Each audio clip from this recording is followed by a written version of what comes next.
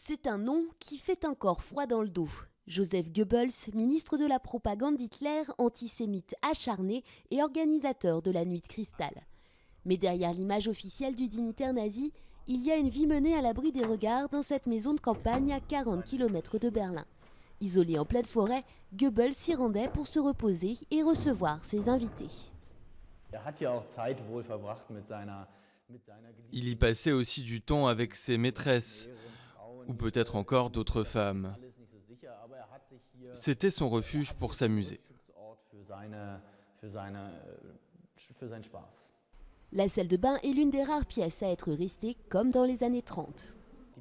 La baignoire, qui est aussi un peu petite pour les standards actuels, est aussi restée en l'état.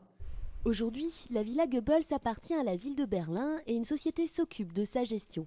Mais en l'absence d'habitants, l'édifice commence à se dégrader. Classé monument historique, il n'a jamais trouvé d'acheteur. Au fil des ans, de l'eau est rentrée là-dessous. Ici, on est en plein dans les bois, c'est humide, 365 jours par an, et ça se remarque. La ville souhaite désormais le louer sur le long terme pour en garder le contrôle et éviter que la demeure ne devienne un lieu de pèlerinage pour nostalgie du Troisième Reich.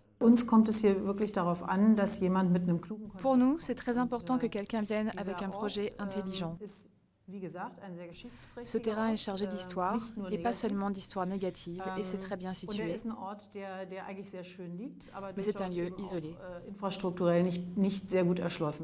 Et sur le terrain de cet encombrant patrimoine se trouve un autre vestige de l'histoire tourmentée de l'Allemagne, 4 bâtiments staliniens construits dans les années 50.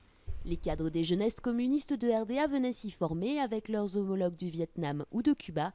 À l'époque, la Villa Goebbels y était d'ailleurs utilisée comme supermarché.